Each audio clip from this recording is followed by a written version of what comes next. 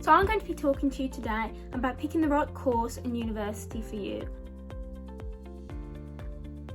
Now, it is really daunting when you're looking at it and you're looking at all these courses and you're thinking, oh God, how am I going to pick? What is the difference? You know, what's going to take me to where I want to go? And that is what I'm going to be talking to you about, how to help you narrow down and pick the right thing for you. First thing you want to do is go to the UCAS website and you put in the subject and the field that you want to work in. So for example, I'm an art student. I've always wanted to work in the arts. I knew I wanted a career in it, so obviously I put in art. So you want to keep tabs on the courses that you think will be most interest to you. Write them down in a little notebook, open them up, read a bit about them. You want to look at the success rates, the employability rates, what work placement is like, and write it down next to the courses, whittle them down one by one. With all of that in mind, you can kind of get a sense of what the course will be like and what interests you the most. It is important to talk to people, to talk to your tutors, the people that are working at the universities, the students, your family, your friends. But at the end of the day, this is your choice, and try not to get influenced by them so much. You can talk to them, talk things out about it. If you know in your heart where you want to go for it. This is for you. This is your university experience. No one else is going to have this experience but you. Only you know what is right for you. I can't stress that enough. You've got to be selfish in this. This is for you, for your experience, your university life, and you're going to want to look back on this and remember it as a great time in your life. You can be as long as you want on this. At the end of the day, this is a big choice and it is daunting, so if you want to take your time, that is totally okay. This is a timely process. It will not happen in one night. You can have as many breaks as you want, you can go to sleep, you can think on it for days, as long as you're in the deadline for your choices and you're not going over that. Take as long as you want. Have a cuppa, it's all good. Have a biscuit, have a nice chalky biscuit with your tea, and you can sit and relax.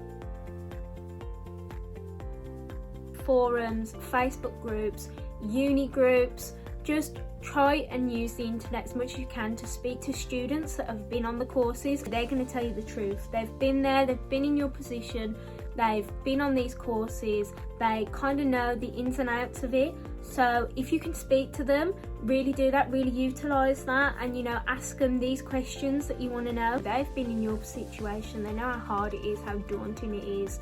I know I'm always happy to help. When people come to me and say, what's it like at BCU? I will always tell them, I will always help them pick.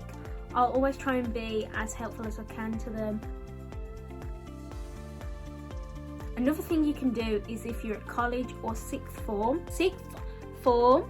I can't speak, sixth form, there we go, is you can speak to your tutors and your teachers. They have a lot of knowledge on the universities and on the different courses. They've been to a lot of university open days and they know a lot about the kind of statistics of the universities and also kind of the boring stuff. Well, I think it's boring anyway, the boring number stuff. If you kind of know a location and a general area of where you want to be, so for me, for example, I knew I wanted to stay kind of local in Birmingham. I've always grew up around Birmingham. I like the local art scene. I wasn't going to look at courses in Glasgow, say for example, and it's the same if you want to go far away. You're not going to look at courses from universities that are close to home. You then want to go to as many uni open days as you can. So I know I'm really annoying my parents at this stage. I got them to take me to every single uni open day that was on my list for places that interested me. They were sick of me. By the end of it, it is a big decision to make. So you do want to go to as many open days as you can, as you're able to. If you can't make it to open days, say it's a bit too far for you, for example, you can do online open days or virtual tours. The internet is a great thing. It can show you a lot of things without you actually being there. So I know a lot of universities do actually have like virtual tours online.